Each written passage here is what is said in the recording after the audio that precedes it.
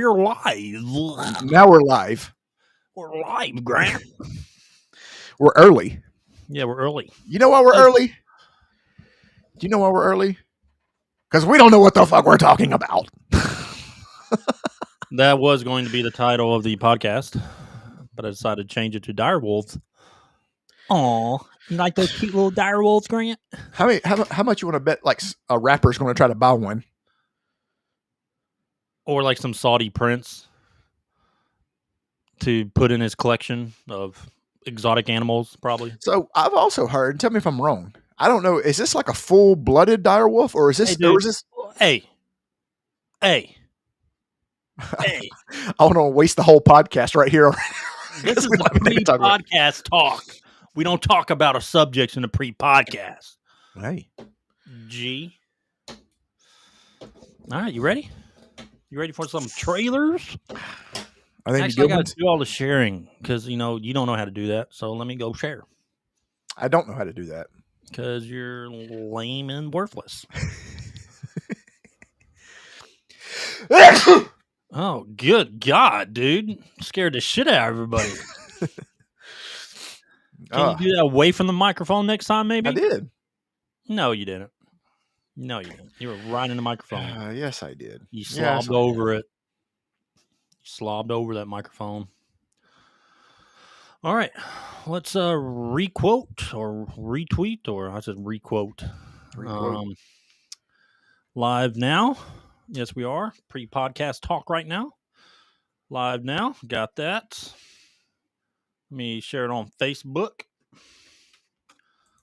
We're about to be able to stream on Facebook Live here soon. That's right. Yeah. Yeah, Grant. Facebook Live. You know all about that Facebook Live, right? Man. What? Okay. Let me publish this. All right. Got that. Where's my face? Oh, Facebook like bugged out. Let's see. Why isn't my Facebook bugged out? There it is. All right. Create post. Bam. What you doing, buddy? Nothing. Oh, you're looking at I'm sharing everything to all the social medias. No, you're not. No, I'm not. No, you're not. No, you're not. That'd be good right now, a grilled cheese sandwich. I bet it would be. What was your favorite food when you were sick? What? What was your favorite food when you were... No, God, no, fucking Hardee's. Like, you didn't eat regular... You're the only one I know that didn't eat regular, like, sick people food when you got sick. You were like, I'm sick. I'm going to eat a Big Mac. No, I mean, dude, I grew up in country, so most of our food was like game, wild game. Like an elk and gazelle. I mean, it was deer. So we had venison. We had a bunch of fish, frozen fish that we caught, like bass, brim, catfish. Remember that time we used to go into your dad's barn and just like get like stacks of beef jerky? Oh, yeah. The beef jerky was good. It was good. All right, live now. Tell you what, man, that's what I miss that about your dad, man. All the beef jerky, all the spices, homemade spices and sauces. Yep. Like he's like the only one I know that have like he'd like roast a pig for like no reason. Like most people did it. He'd like do it for most people do it for occasions, like a football game. It'd be like a random Tuesday evening, and he just roasting the pig. Well, I go catering with him. He'd be hired by a bunch of colleges and all. I remember that. To cater. I remember that one we went to on the boat that one time. Yeah, that was pretty cool. That was cool. Band and stuff like that. That was cool. What was it? Your dad didn't care. It was like black tie. Your dad's out there with his like mossy oak shirt. He wore that damn camouflage button up and his little brown pants. He loved them pants, man. Yeah. But and it was an open bar too. Oh man, we were done after that. Dude, you know what's crazy is like we were always underage. we were always everywhere we went. But I mean, my dad would have those social gatherings every Wednesday, like with the good old boys. Oh yeah, that's when they in that barn, and I could drink there too. No, that's what they had. They'd all bring like, dude, they would have a full bar there Like the Well, amount of alcohol they brought. That's when they brought like that homemade shine, like the moon, that real moonshine, boy. All right, dude. I mean, your dad had one friend. He was like, "Man, take a sip of this and put some hair on your chest." I'm thinking, "God damn, this thing would start a car." You ever had 𝐬𝐲𝐫𝐠𝐞 before? I've had soju. 𝐬𝐲𝐶𝐞. You know what a habu is? I do not. It's a venomous snake in Okinawa. Oh, damn. Yeah, it's a viper. Okay. And they're all over the damn island. But they catch them and they kill them since there's so many of them. And they take the bodies and put them in this big jar. And then first they put them in this big like circular brewing tub or something. And they heat it up. They heat it up and they put all the dead snakes in there and the sake. And then after it's done soaking, they put a couple of dead snakes in a big jar and then the sake in there also and then sell it like that. So what is the venom like? Make it like hallucinogenic, or makes is it more just potent? Oh, buddy, it's potent. I can imagine, dude. It makes you go.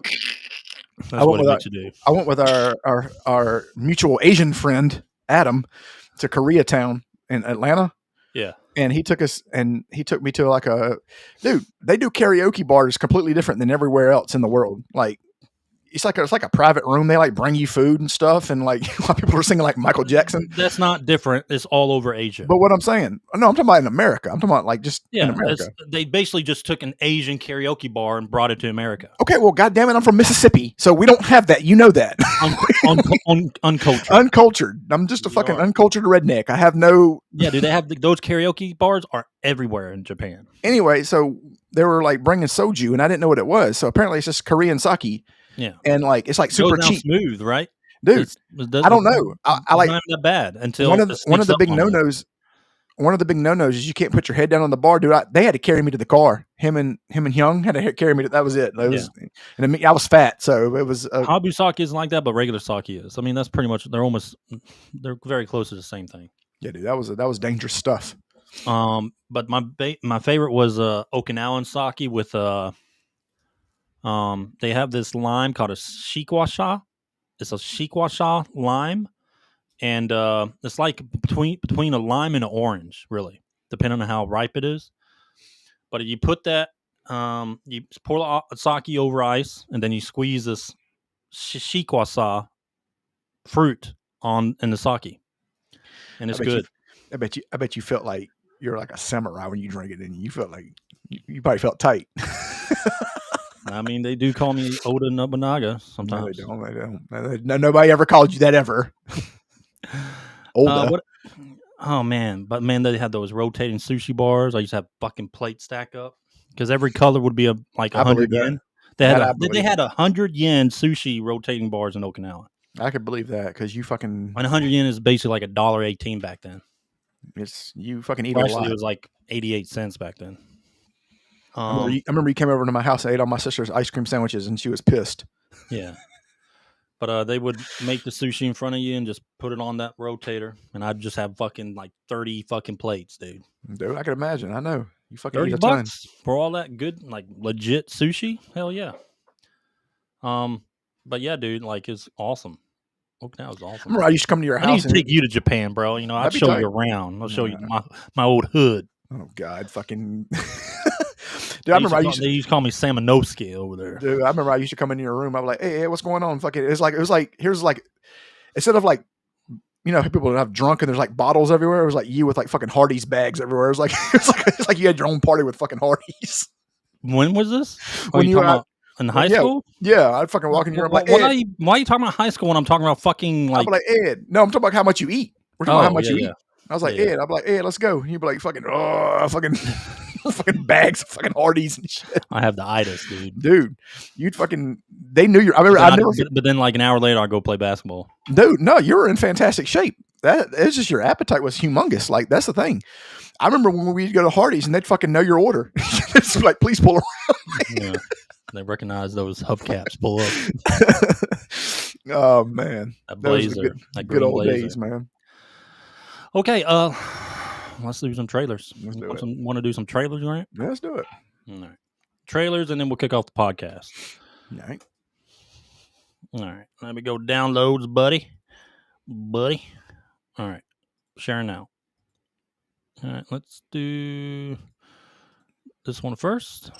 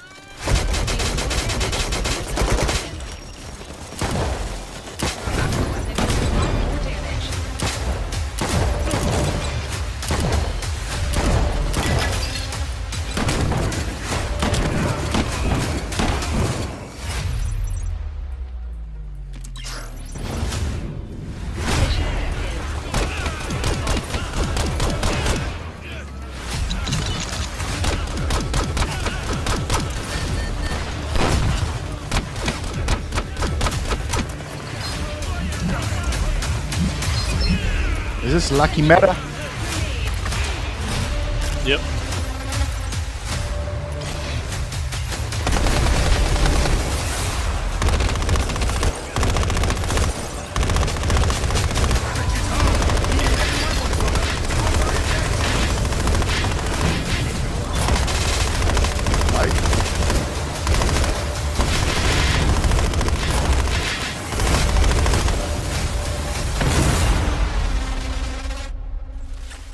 𝐼𝐿𝐼𝐿𝐼. You know what that stands for, Ed? The Chimera. Chimera. Okay. Right. 𝐼𝐿𝐼𝐿𝐼. Okay. Okay, Grant. Want to say it again? No. I almost did until you said fucking that. Don't. Shut the fuck up. No one's listening to you. Cállate, cabrón. Shut up. Gung ho. Oh boy. Finally.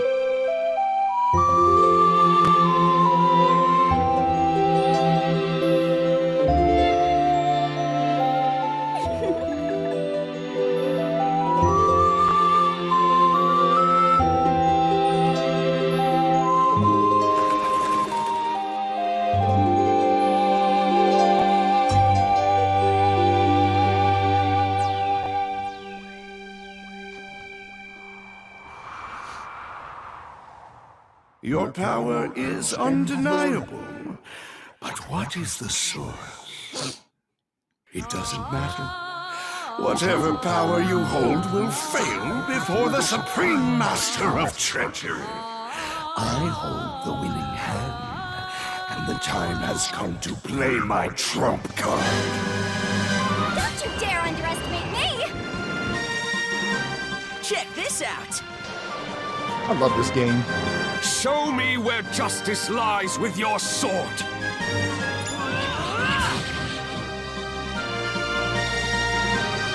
Believe in yourself, Alex. And you will find the strength to do what must be done. Look below us. The wasteland is spreading everywhere.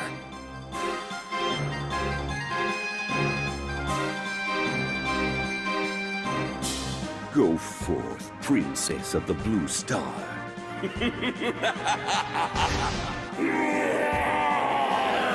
Athena's radiance! Shine forth!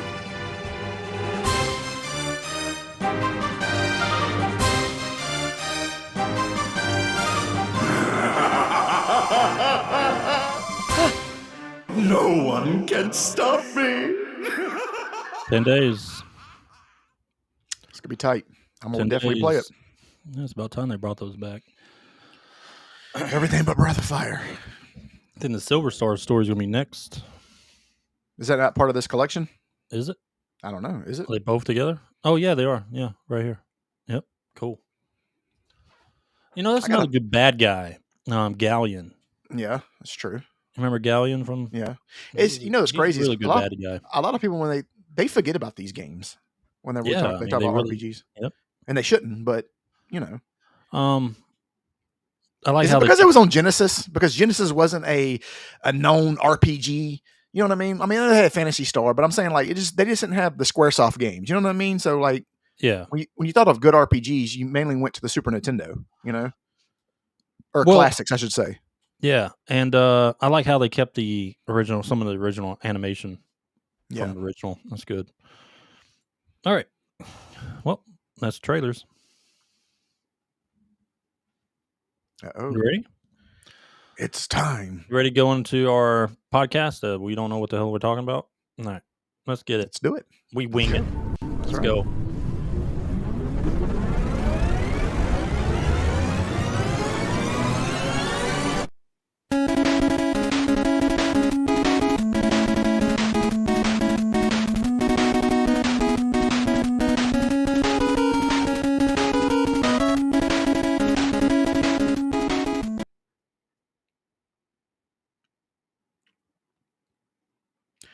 What's going on, everybody? It's your boy Grant Rolling here with the DMG Gaming Podcast, and as always, I am joined by the man who has all the answers of what we're going to talk about today. My boy, Ed Phillips. What up, my boy? You ready? He has no idea what we're going to talk about today. Neither do I. We're just kind of here. So just, you know. Yeah, it's been a slow week, man. We should do it. You know what we should do for times like this? An Ask Us Anything segment. Well, we need more people to chat. That's true. Go to YouTube to chat. I don't know if you can chat on X. I don't know. I will say this. If you want to ask us questions while we're doing this, we'll answer them. How about that? We always do. All right. Let's talk gaming news. Let me go over the docket. The smallest docket we've had so far. Gaming news. Oh, well, we got something major today. Yeah, that's true. I'm going to be giving an official review of the first Berserker. I said Berserker. What game is that? The first Berserker Khazan review. Okay. I beat the game yesterday. Yep. And then we got our top 10 random game roulette and a Disgruntled gaming rant, maybe. If we think of something between now and then. No. All right. So, Grant, gaming news. Let's go over it. All right, Dude, do it.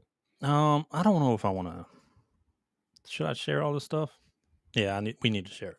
We need to share it because some of it's funny. God, what are you looking at? Not looking at anything. Yeah, you are. You fucking... That.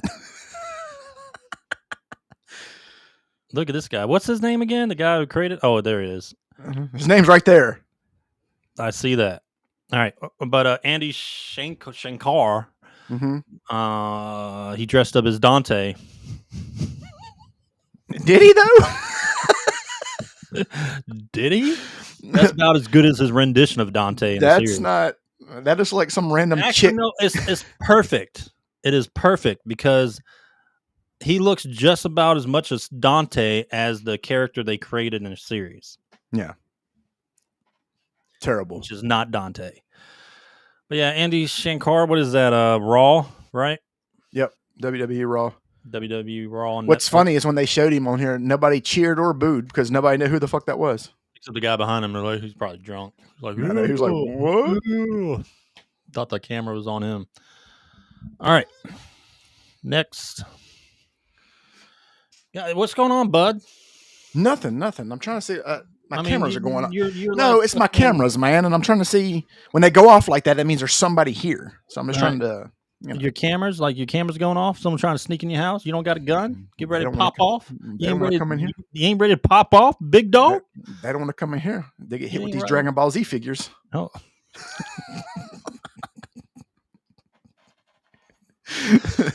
All right.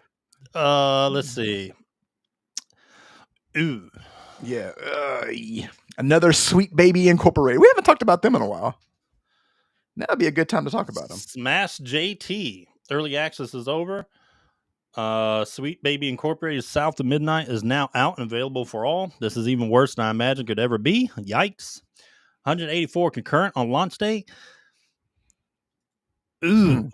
I know. That's getting, and he's right. It's getting down to Dustborn numbers. It's getting to, that's fucking terrible, man. I mean, the Steam reviews are good with the amount of players they've had, but that's really bad, dude. Here's the thing: for a game with the art direction and so that's pretty bad. 85%. That's really bad. I'm just trying to do some math here. Let's just do some math real quick. 85%. There's 273 reviews, and there's 184. So 184 people gave it a great review that are currently playing the game, and people who played the game did not, and they're not in the game. Does that make sense? You get what I'm saying? Wow. Those people that probably gave good reviews probably didn't even finish the game either. Well, I mean, they just came out. There's no way they could have, unless it's just early like access. It was an early access. You're not paying attention. It was an early access. Look at that. Oh, here we go. This was pretty interesting. I bookmarked this because I thought it was funny. Are we living in learning the law, quote unquote? Are we living in the dark ages of gaming journalism? Oh God, is it? These are four different things. So what is it? Let's read them. PC Gamer. No. Yeah. We all love PC Gamer. Yeah. All right. So first one reads, I played, this is an article from PC Gamer for our listeners. They're all four of them are, so just go ahead. All right. I played 6 hours of Assassin's Creed Shadows, and folks, I think this one was worth the wait. Okay, next one. I played 7 hours of Concord this weekend and immediately... You were the only one. Next one. After 5 hours of exploring the galaxy and ghosting the past stormtroopers, Star Wars Outlaws is finally winning me over. I'm going to do the last one. Another failure. I'm going to do the last one. You ready? Go ahead. 8 hours in, guys, and Suicide Squad seems like a disaster some were waiting for.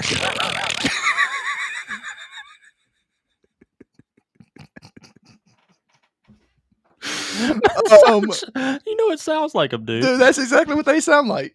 All right. Fucking hell. So, this is something we've talked about 100 times, right?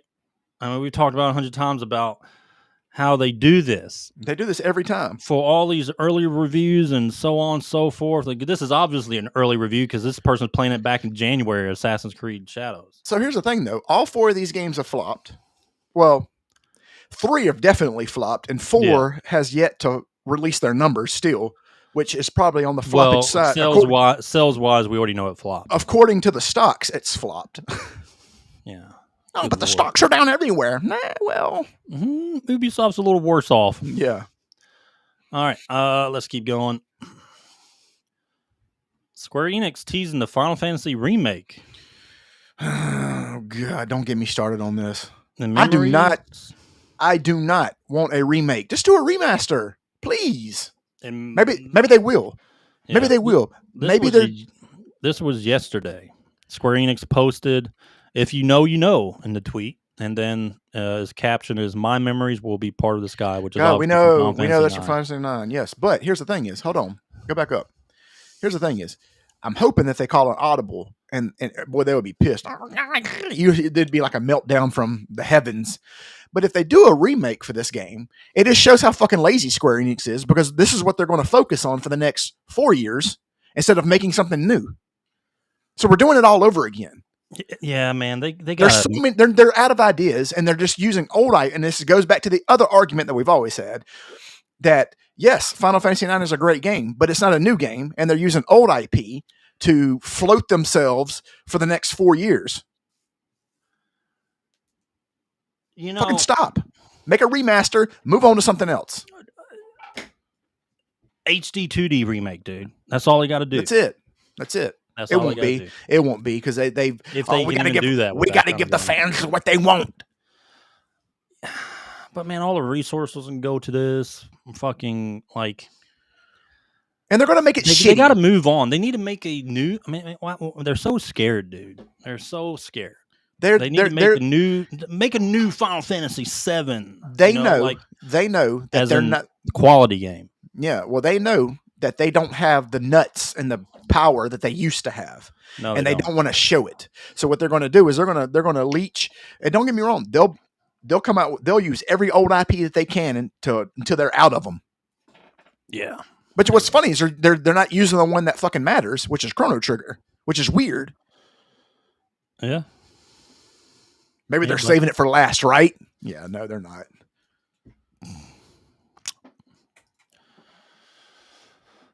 We'll see. Maybe it's like in their thing that you can never remake this game or something. Because they know they'll fuck it up. Next piece of God. news. I love her so much. Gina Chrono. Oh God. Beautiful. She's beautiful. Stunning. Hot. All right. Gina Chrono wins big against Disney in a lawsuit discovery battle. The judge orders Disney to hand over actor pay records within 20 days. That's include everyone's pay, basically all their pay when it includes all the actors that were on the Mandalorian. You know, I'm not known to simp for women, but I would. Maybe it's everyone. Like everything. I would definitely simp for Gina Carano. I would definitely be like Aragorn and be like, "You have my sword." Have you seen her recently? Dude, she's fucking gorgeous. I love her, dude. I fell in love with her when she was Phoenix on the American Gladiators, the revamp version with Hulk Hogan as the host. Yeah, she was gorgeous. Oh my God, she was beautiful. She lost some of her bulkiness recently, but I mean, she looks and she can fight better. Oh yeah, she'll whoop your ass, dude. Come on now, don't get too far. Don't get carried away now. She might whoop. She might whoop your ass, but she ain't whoop me. No, brother. She might whoop I'm a killer dog. She might whoop your ass, but she ain't. I'd let her. What kind of hole? I'd let her put her in whatever hole. No, triangle choke. You gonna put them legs around me? Oh Lord, please. You would. All right. I wouldn't even tap out. I'd just fucking pass out. Saw this? I did see that. I sent that pretty to you. good. I ain't gonna lie. It's PS4, but Switch 2 looks a little bit better performance-wise. It looks a little bit smoother. Yeah. Well, we know it wasn't going to be like PS5 good, but being on par with the PS4 Pro up a little bit, maybe a little bit better, that's a good sign. Yep. All right, next piece. Death Stranding live-action film will be produced by Ari Aster and Lars Knudsen. They did Hereditary and Midsummer. And what did the other guy do? Called The Quiet Place. Yeah, Day One. That was actually pretty decent. I watched it. It's pretty decent. But yeah, collaboration with A24 Studios and Hideo Kojima. That's going to be awesome. And of course, they're going to have Norman Reedus. They're going to bring just actors, basically. You think Kojima is going to be in the movie? He'll probably have a cameo. He'll have a cameo. Is he going to be like Stan Lee? Stan Lee, that's what I'm about to say. Like, yeah, he'll be like Stan Lee. But here's the thing: does enough people know who that is? Like, because Kojima is like not really in front of the camera a lot. I mean, I know gamers will, but everybody knows who Stan Lee is. Yeah, gamers will, but I think he will. I think the lead up to the release of this movie, he's going to get more. He needs to be like more camera. He needs to be like out and about, like more. Yeah. Hey everybody, it's Hideo Kojima. You know, he's always just working on his game, dude. Always working, man. He's always got a controller in hand or playing with Gundam figures, living the life. Sounds like you. Yep, exactly like me, because I'm a genius. You about to say something? I'll let you live today. Oh, this is actually a big surprise. My oldest daughter, went to go see this. The Minecraft movie shattered box office expectations this weekend and made $301 million USD at the global box office. It is the biggest video game movie opening of all time. That's incredible. The thing about it is first of all, this is like the biggest game basically of all time. Yeah. Yeah, it is. I mean, so many people play it. Millions and millions. I don't know. And the thing about it is I've never played Minecraft. So like I don't have anything like I have nothing to say about it because I don't know anything about it. So all my kids play Minecraft. Well, here's the thing: is like I would be the type of person that would go in, because you're like going with the open mind, whatever. Well, I would have no choice because I don't know anything about it. So like I don't know who Steve is. I don't know who any of these characters are. So I don't think any of them besides Steve is actually related to Minecraft. I gotcha. So then I would just be going in thinking this is I would just be looking at it as a movie and not, you know what I mean? I mean, Jack Black can be funny as hell when he wants to be.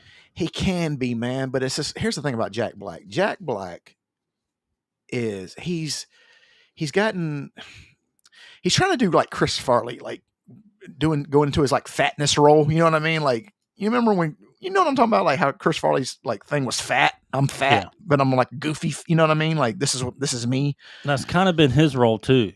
Yeah, but he was always just like a. He wasn't always this rock star guy in like all his movies. Yeah, maybe it's just because he's older, man. I don't know.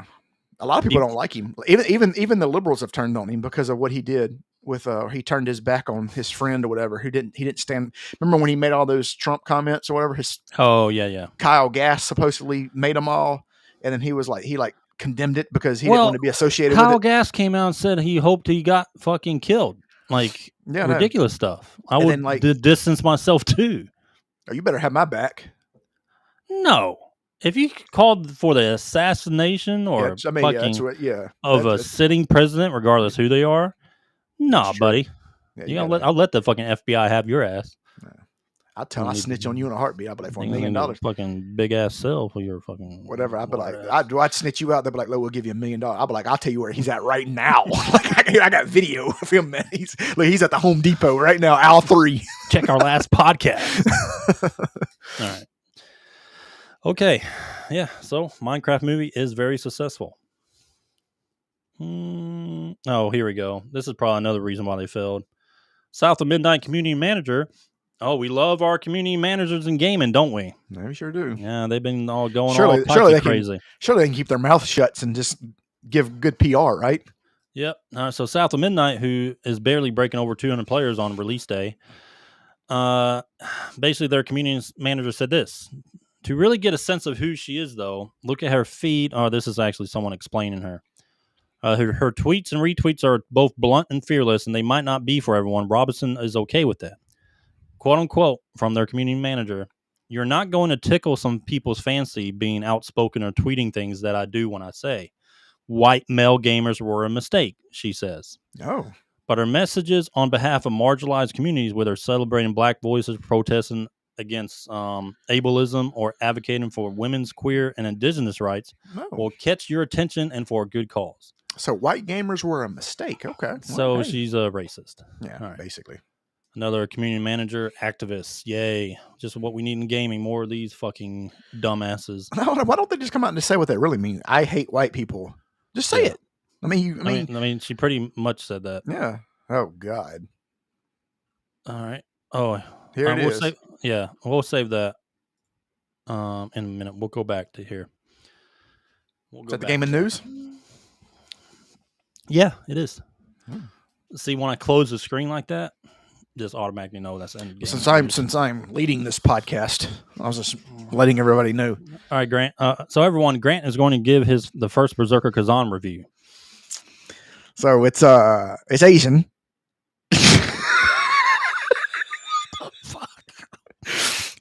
It's made by an Asian company.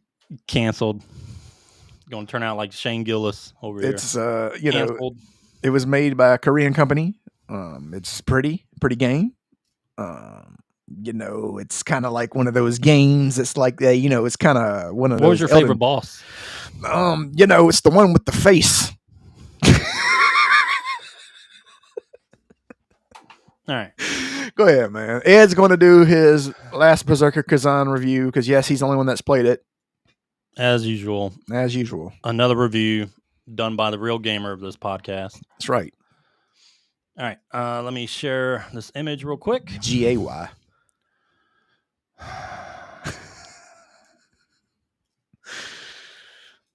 All right. I didn't want to pull that. That's the original soundtrack. The hell? Oh, God. See, look at you. You can't even do the review right. The hell, Grant? Why do you pull that image up? There we go. It looks like me. No. All right. The first Berserker Khazan. Official DMG Gaming Podcast review. All right. I got some gameplay I want to show you. Okay. Some really good gameplay, actually. I'll play that later, but let me give an overview. So let's see. I'll give a kind of basis of the story, and then I'll get into the actual review. This will be a short one. So anyway, you play as Khazan, who is... Khazan. Mm-hmm. What the fuck? I'm just chiming in and giving my input as well. Okay. Anyway, you're so you play as Khazan, who was a general in the Empire. He was a famous general. He was like the general of this empire. Anyway, the Emperor betrays you, and basically at the time you think your friend 𝐼𝐸𝐿 is actually dead also. Like 𝐼𝐸𝐿 was his best friend in combat. It was basically a mage that he basically went, wherever he was, 𝐼𝐸𝐿 was with him through all the wars they did in regards to whatever the Emperor wanted to conquer and everything like that. He pretty much was the hero of this nation. Anyway, so the beginning of the game kind of explains a little bit, but then you cut right into him in a carriage. Basically, he's been exiled by the emperor, and pretty much, I guess you would say, sentenced to death by the emperor, and he feels betrayed right now. Khazan feels really betrayed, and he thinks his best friend is dead, 𝐬𝐫𝐸.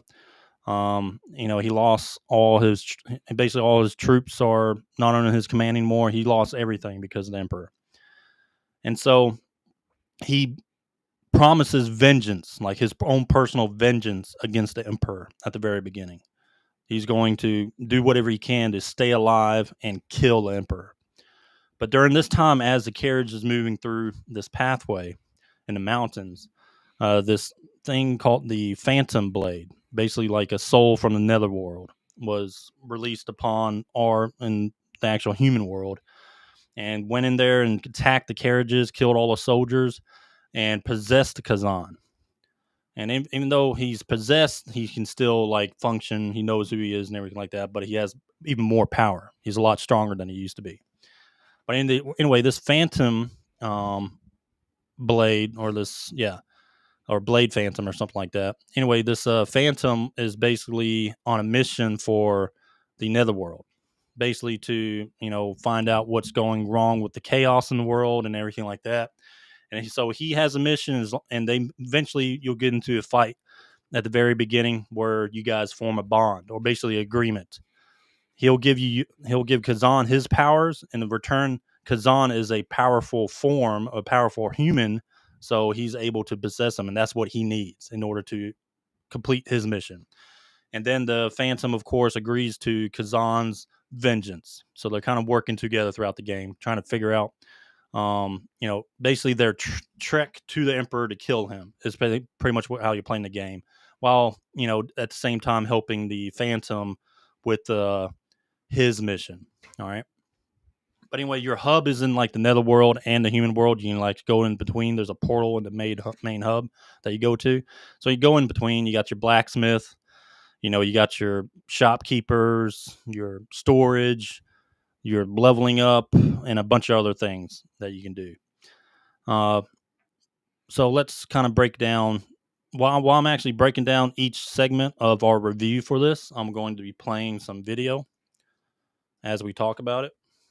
So let me go to my other YouTube. But what I did was I played this on PS5 Pro. Just heads up. I didn't play it on PC, but the PS5 Pro looks fantastic, dude. Like, it looks really good. Very good looking game overall, but I'll get to that. All right. Let me change switch accounts. Go to this one. All right, cool. All right, let me share these videos real quick of each one. Let me start with this one. All right. Let me know when you see that, Grant. I see it. You see it? All right. So this is kind of like, here's an opening video. Or not an opening video, but a boss fight. No. Make it stop. Anyway, this is kind of like the cutscenes and a boss fight. Some combat in there. But as you see here, he's pretty much grasping the power of the Phantom, turning into his basically a Phantom form that you can transform into. Once you gather enough resources in combat, you can turn into this form, and you're pretty much indestructible in this form. That's good. Yeah. But anyway, so let's break it down a little bit. We'll start with the story, at least from what I experienced so far. Here, let me close this. All right, so the story, kind of explained the story, but like overall the story when it comes to the interactions with the bosses and kind of, so how Elden Ring, like this is a Souls game, okay? Mm. It's a challenging Souls game, but the first thing that they give you in this Souls game, Grant, how people are like, man, I wish some Souls games could be easier, right? Yeah. Well, they have difficulty settings in this game. Oh, for a that's good. Souls game. Yeah, You can start out at normal or easy. All right. I'd start at normal. You would be immediately easy after getting killed by the first fucking monster. They would have to unlock another one below easy. Yeah. Novus. Yeah. All right. But anyway, Assisted. So you have the difficulty settings. Normal, let me tell you, the bosses they're rough, dude.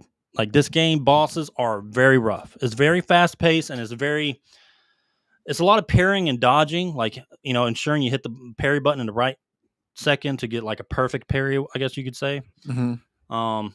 But it's very challenging because it's very fast paced attacks. Like you're clicking the fucking parry button back to back a lot of times, and you gotta learn their different attacks. You know, I mean, it's just like most Souls games. You know, you gotta learn their, you know, the way their movement is before attack. But I mean, they got so many fucking combinations, dude. So many combinations. Shadow Link said difficulty noob. It had to be lower than that. Like it had to be elementary. Yeah, you need something. Like you can beat that game in easy. It would all be like where I just hit the buttons. But anyway, you said it was on par with like difficulty with like the 𝐿𝐵𝐷 Elden Ring. I would say 𝐿𝐵𝐷 difficulty, definitely. Cool. And maybe some later bosses in regular Elden Ring, but it's different. It's just different. Like it's faster pace. So in this game, you only have 3 weapons, right?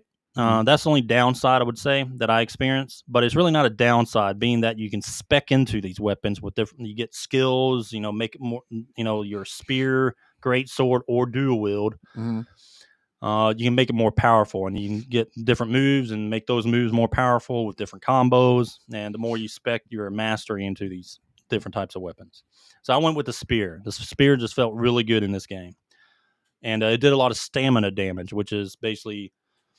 Percent of my damage that I did to the boss would also affect their stamina. So I could get them stunned quickly and use a brutal attack, which is basically like a finisher, some sorts that does like a lot of damage. But anyway, so I went with the spear. I mean, I did die a lot, like at the beginning to get used to it, because it's a little bit different pacing than Elden Ring and your standard other Souls games in that genre, like Dark Souls and stuff like that. But it's a lot faster pace.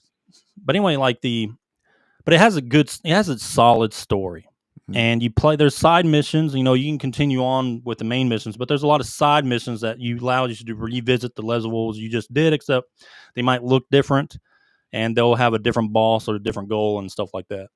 But they look different every time. And when you complete these levels, you get a good story. Like it's a cutscene, like a actual, I would say.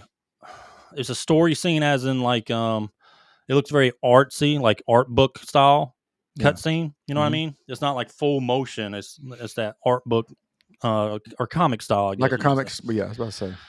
But it's really good. Like the story's really legit. I would say the story's basic, but it's still a good story. And it tells you the story of all the characters that you meet at your hub, that you gather, you save. Including a dark elf girl, that they had a great character design with her. I can pull that up real quick if you don't mind. I don't mind. But yeah, the overall like character design was great. Like Khazan's just cool looking dude. He does look cool. He really does. Like the armor styles. I'll get to the blacksmithing and the crafting later here soon. But I mean, it's just overall awesome. And let me pull her up real quick. Here we go. All right, let me know when you see it. Sharing now. I think that's her. Yeah, that's her. All right, here's a cut with her. This is a boss fight. I'm going to turn the volume up for a little bit.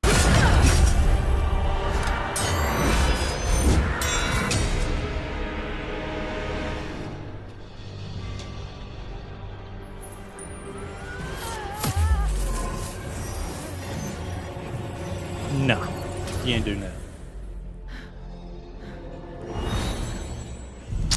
This definitely wasn't made in the West, now was it?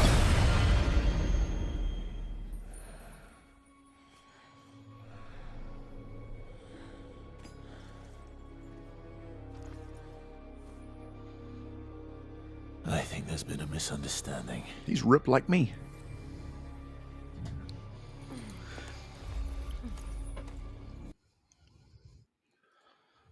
All right. But yeah, so that's many others. I mean, there's another cool fight scene. You fight one of a princess that's been kind of tainted by chaos. It's set in like an auditorium. I think you saw that one. It's set in an auditorium, and you have all these like shadow figures in the background. That's like Congress.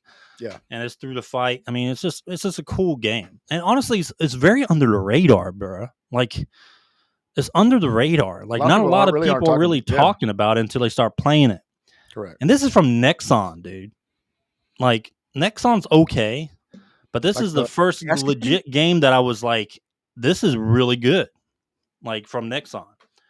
So, that just shows you the development from, early Nexon with all the crap games they used to come out with and where they're at now as a studio.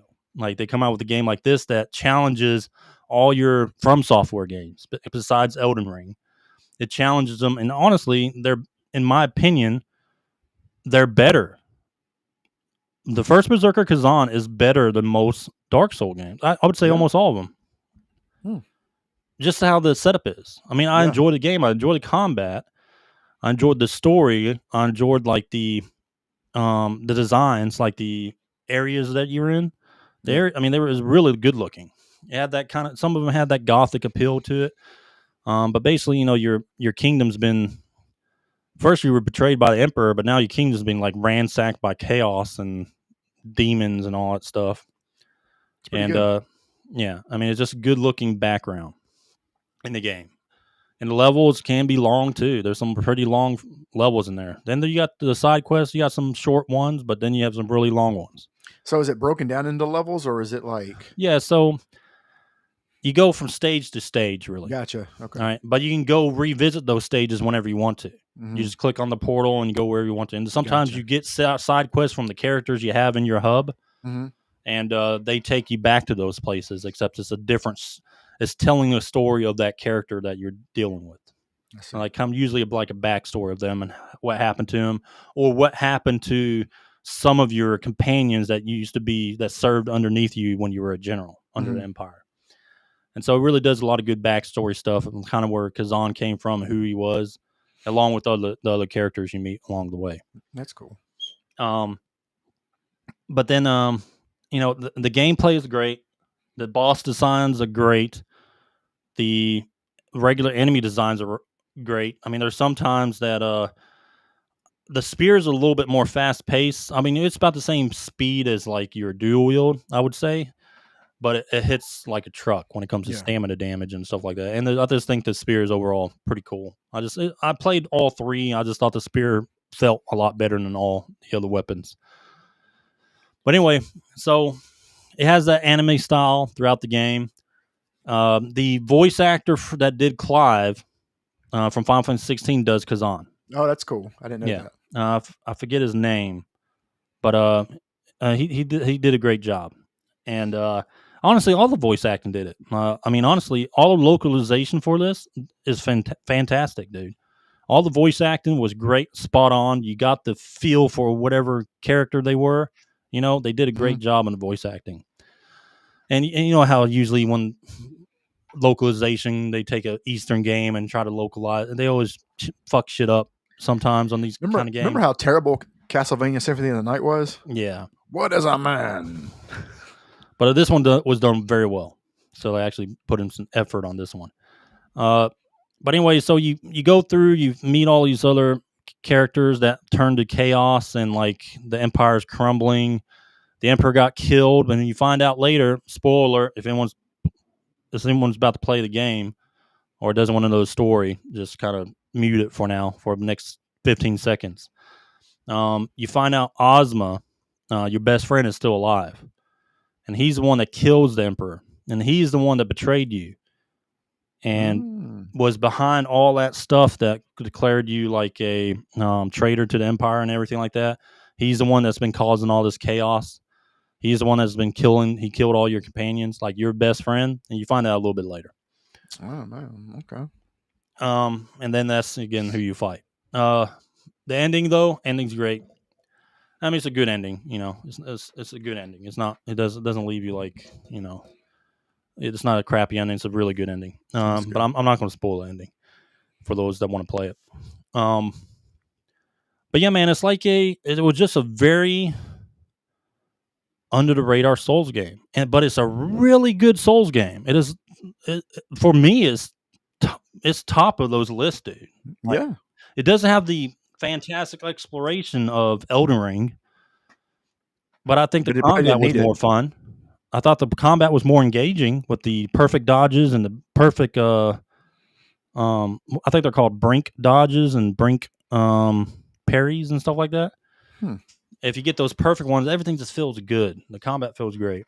So the combat's more engaging. I mean, the overall story, of course, is better because Elden Ring, you're kind of piecing everything together. But overall, man, it's a great Souls game, and I recommend it. If people like, ready to get the score? Yeah, a little bit. Hold on. Okay. But people that want to play a good Souls game, especially one that's more animation or anime style, with an awesome fucking main character and awesome side characters, as you saw from Dark Elf Girl.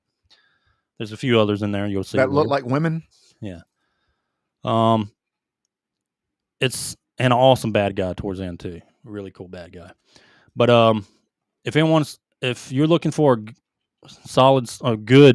a really good Souls game to play this one. It's going to kind of bring you back to Code Vein, but not as slow paced. Yeah, as Code Vein was. But yeah, it's a great Souls game. I recommend it to everybody. And I think it's one of those games that's going to fly on the radar here. But then everyone's going to come back. Holy shit, you guys played this game yet? Yeah. Once everyone catches up to it. All right. So score. Here we go. Score. Everything put together. I think Nexon hit it out of the park, dude. Like, this is probably my favorite game they've ever made. Nexon. I got you. Hey, real quick, before you give the score, let me ask you a question that I always ask you. What could they have done better, or what did you not like? I already said that. More weapons. More weapons? Yeah. And that's it? That's the only flaw you can... That was it? I liked everything else. Okay. I would say more weapons. More of a Gotcha. choice. Like, maybe a sword and shield. Gotcha. You know, maybe put a little magic, a staff or something in there. That's cool. Okay.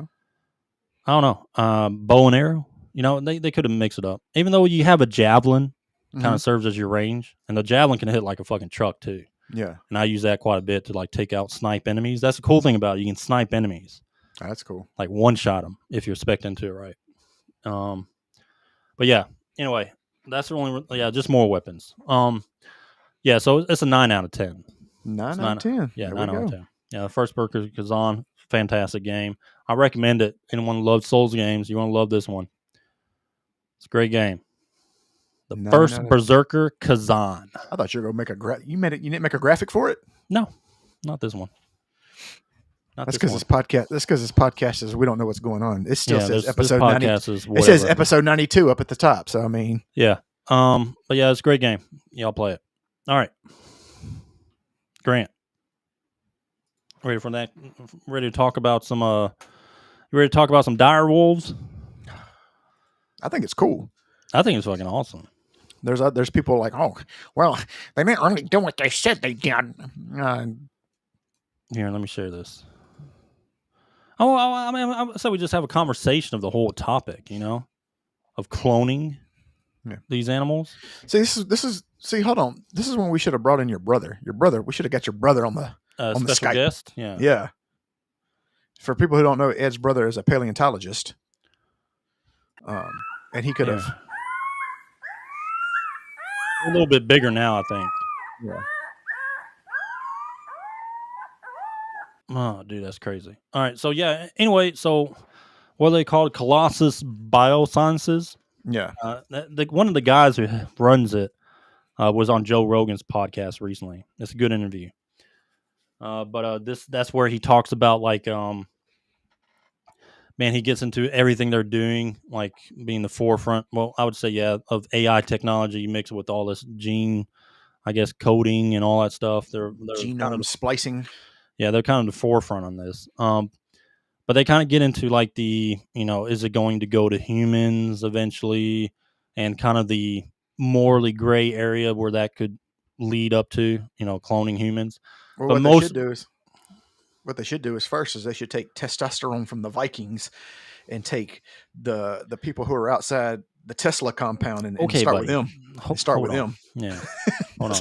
Yeah. They should start with those people first. Yeah. Yeah. Oh yeah. Last thing we need is a bunch of LGBTQ Vikings. Come on, bro. Just give them some testosterone. That's all they need. All right. Listen. So overall, and so they got dire wolves. This is Romulus and Remus. They're bigger now, a little bit bigger. I think this is, a couple months ago or something like that when this video was taken. And then now they have a female puppy. So these are two males, and now they have a female puppy. I'm not sure if they're going to eventually see if they can breed. You know what I mean? I would assume they want to test that for the species. They want to try to put it back into these. They want to try to reintroduce this species back into the wild, but through what they explained. What's the word? Not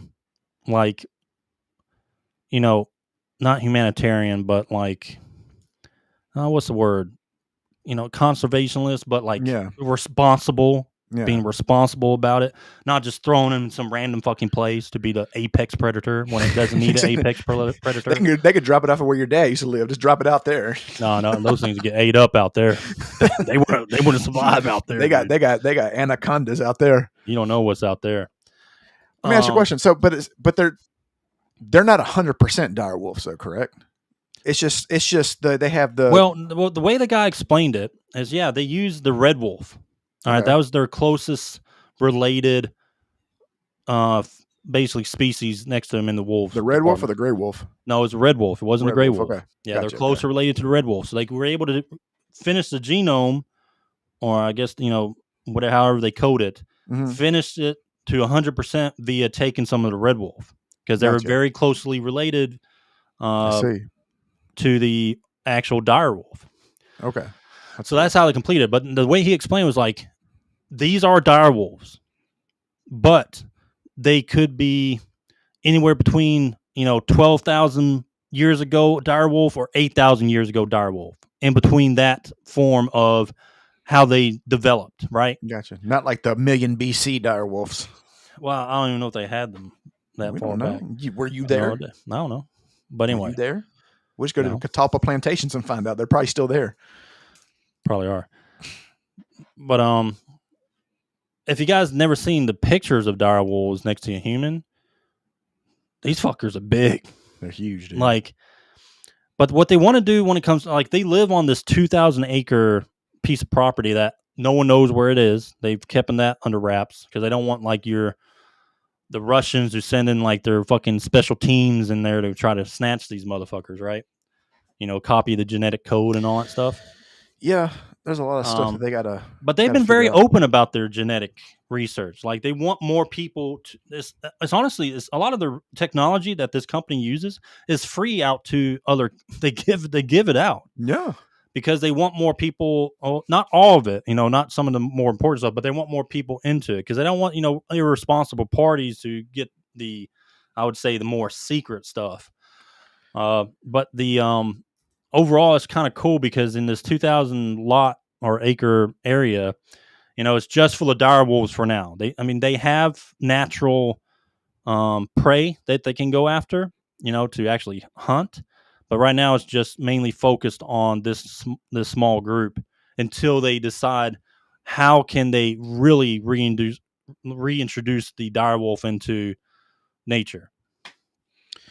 My thing is can you at this point is one of the is it has every because you have to think though 10,000 years ago they were probably they were the alphas of the wolves, but they probably also had bigger things than they had competition, dude. They weren't only apex but now they probably wouldn't.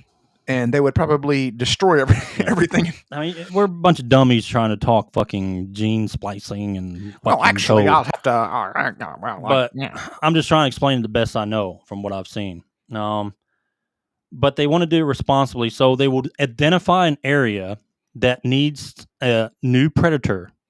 That because the way they explain it is kind of cool. Like, let's take the Tasmanian devil, for example. Well, the Tasmanian devil technically has run rampant without a natural predator, which was and used to be the Tasmanian tiger.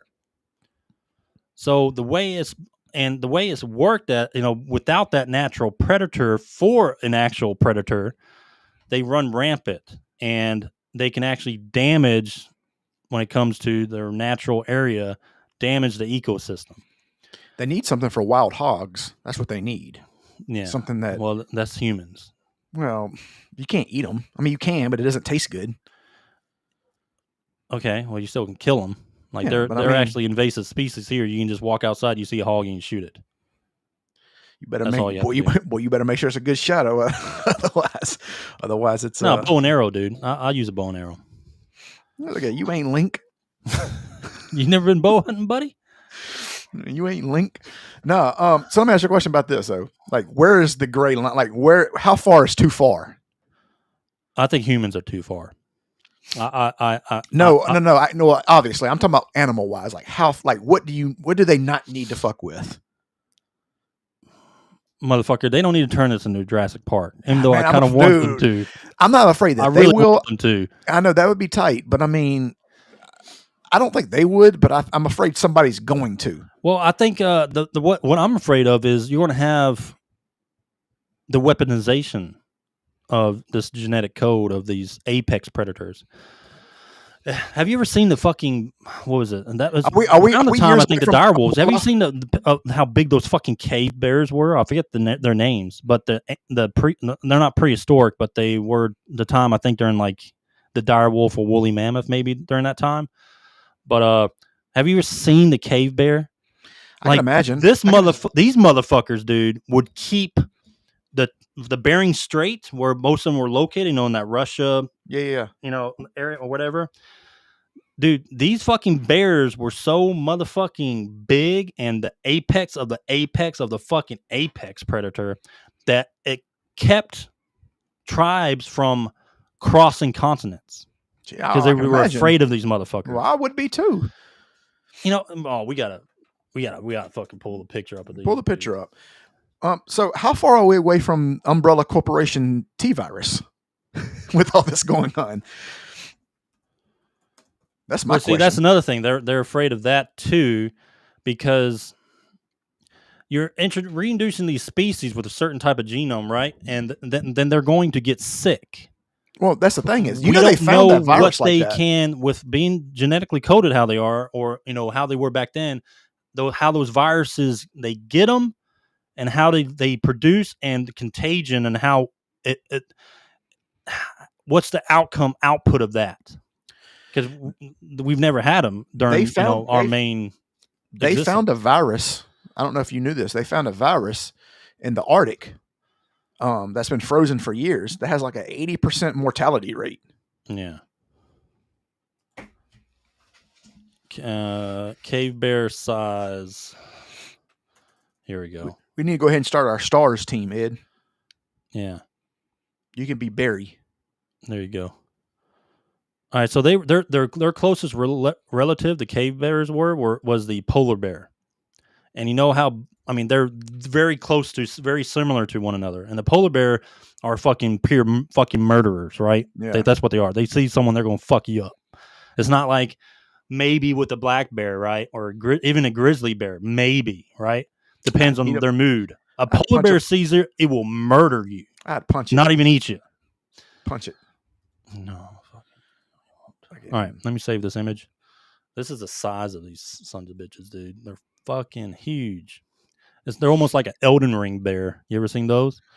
Boy, have I. Yeah, you got got killed. Always got killed. All right, so let me share this picture. Dude, these things would fucking rip your body in half with just one swipe. Yeah, that's terrible. That's huge. Look how big these things are, dude. How tall is that? Almost 2 meters. We're just laying down. Then you have over 3 meters. I wish they just gave it to us in simple. And was it like 10 feet measurements? Yeah, just about. I hate when people say, "Hey, that thing weighs 19 stone." Like, I don't know what the fuck that means. So these things were taller than a fucking basketball goal standing up. It'd be tight to have one and it could dunk. Even way taller than that. What? You teach it to dunk. Oh, shut the fuck up. Okay, Air Bud. That's what I'm saying. That's what I'm saying. All right. You know how tight that'd be if you had one and like you can like bring it to the stadium. It's like who's like the Chinese lady that's always like balancing the plates and stuff and on the unicycle. Yeah. But you have the bear who can dunk. Okay, you fucking God. What are you talking about?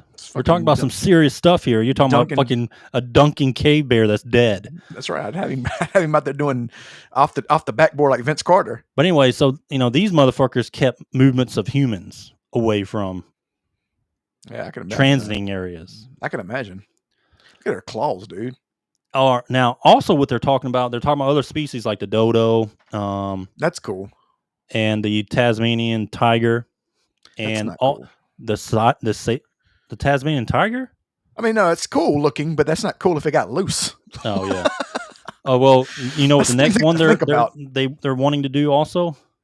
A saber tooth. That'd be tight. I'd drop it in the middle of Seattle and see what happens. Saber tooth, I think would look cool.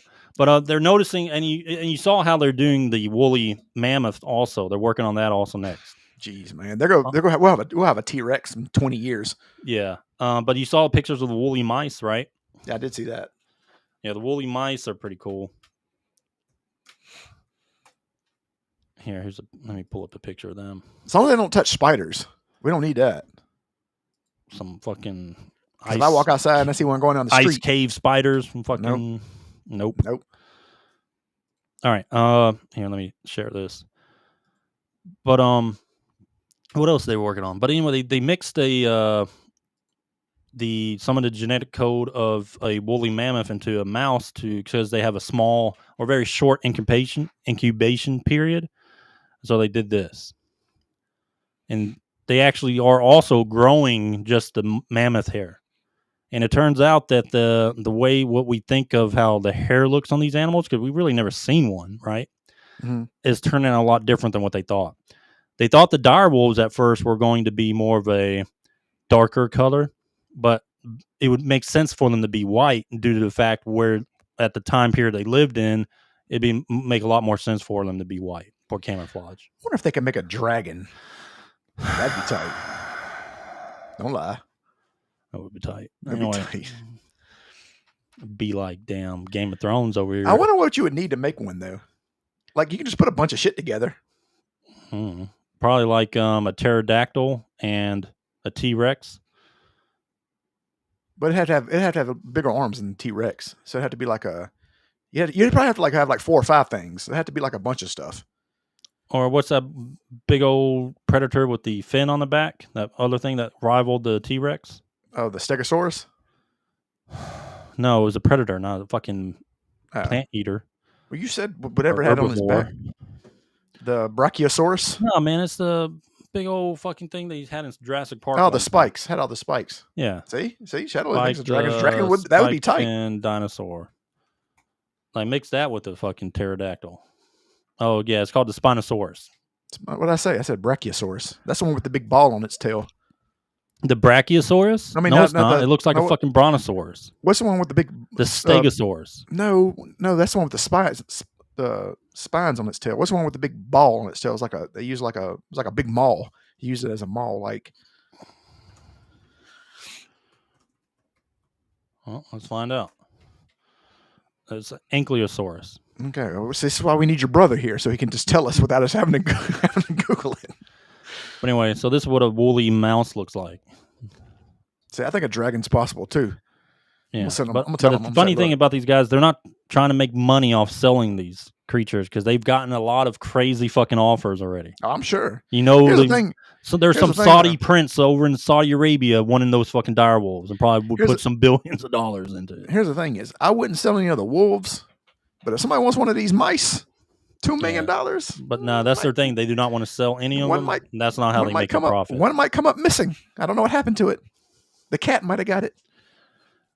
Yeah. But they're working on a lot of things. But yeah, we're probably going to have they're probably going to have like a refuge eventually, and it's going to be just like fucking Jurassic Park. This dude. dude, I'm It not is going going there, to be 'cause this- just like that eventually. I feel like someone's going to eventually do that. What's the scientific law? Anything that can go wrong will. Yeah, I think that's where we're at there.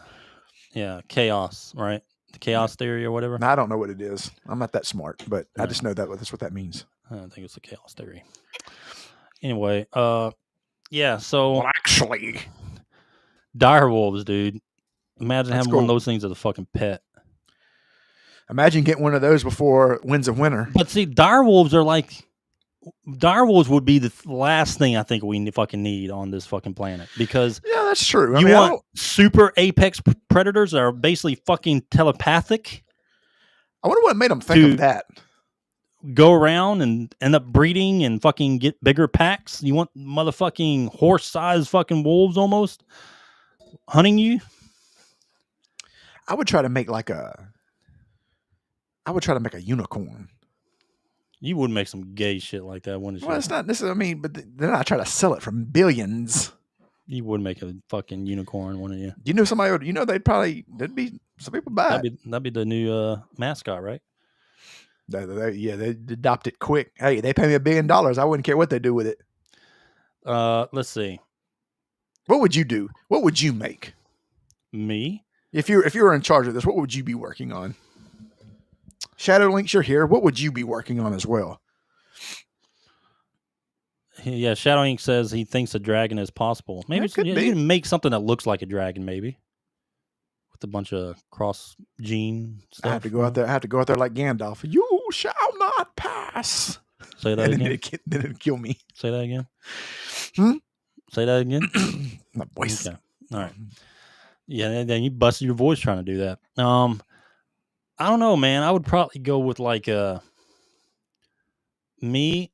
Yeah, I would have to go with like a fucking some type of dinosaur and like domesticate the motherfucker. Would it be something you can ride? Is Yeah. it for riding purposes? It would have a saddle. I'd fucking make a saber-toothed tiger and just like, you know how tight that'd be. You just in traffic on a tiger, You fucking on a saber-toothed tiger. Snap that thing's back in half. What? Not me. Who's fucking Fucking break that thing's back. What's up, the prepared artist? who? The prepared artist. Hey, have you seen his streams, dude? He's playing some good games, bro. What's he playing? Oh, like Mega Man, all them old school games. He's got a good stream going on. But thanks for joining, man. But yeah, dude, I'd go with some type of dinosaur. Dude, I'm getting saber-toothed tiger and I'm riding it everywhere I go. And then I'm taking it inside of Walmart. You'd be like those World of Warcraft mounts. Those I Black would, Panther, exactly. And I'm taking it inside Walmart because I don't feel safe the without Night it. Elves mounts. So, you know how like the veterans have the dogs with them? Well, Yeah. that's me. That'd be me. I wouldn't feel safe without him guarding me.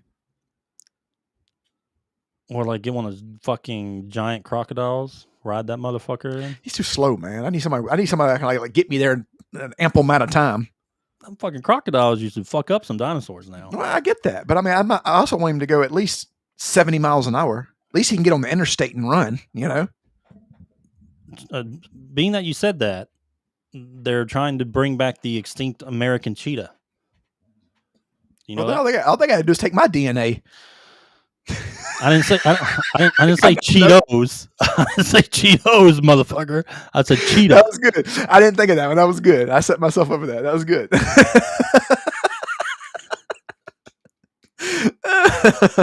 Good. Yeah, Somebody's fucking quick on his say feet Cheetos, today. All right. But yeah, the American cheetah. Oh, the beaver. They're thinking We about don't that need one more too. of those. God. No, a giant beaver. What do we need Those that things for? are big. So to make more, to stop up more They water? No, they were talking about some ecosystems that lost a predator for a predator, and they end up dwindling the beaver population, which you actually need sometimes. Well. So their goal is to create animals they could properly introduce back into certain ecosystems that are right now running rampant. That's their goal. So they're not going to, they might create like conservations for like certain types of animals, but their real goal is to like bring woolly mammoths back, bring the bison back, increase their numbers. That's cool. The red wolves also, they're dwindling, and some other things.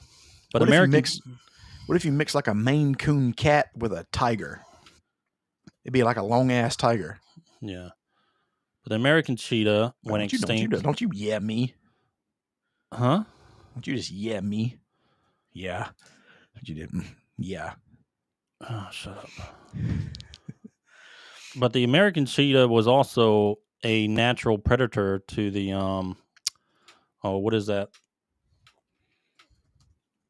What is that name of that type of deer? I got this gaming podcast has turned into National Geographics. Pronghorn deer. You ever seen those things?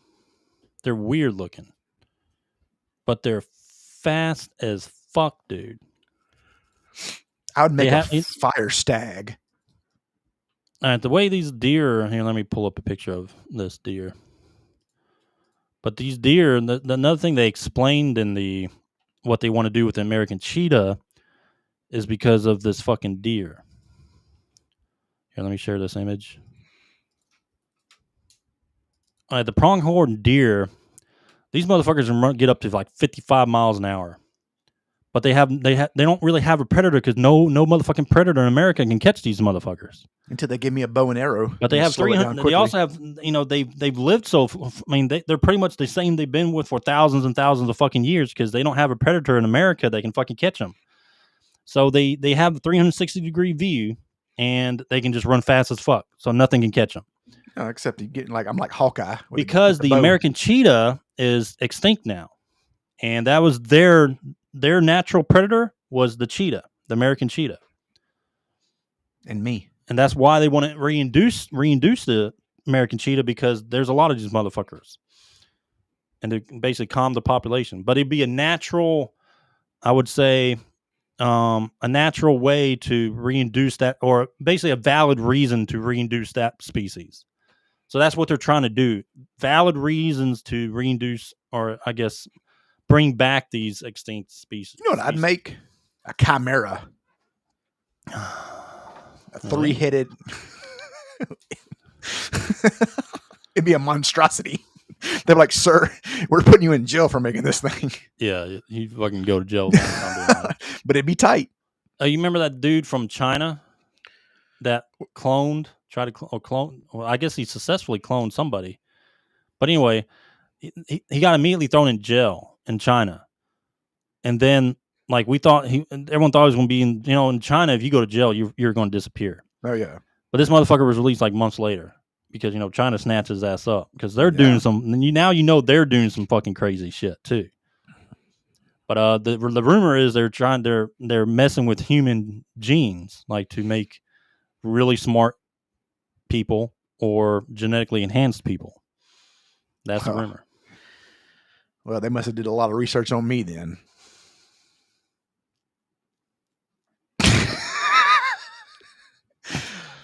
I must say I'm very genetically enhanced over here. What's that? What?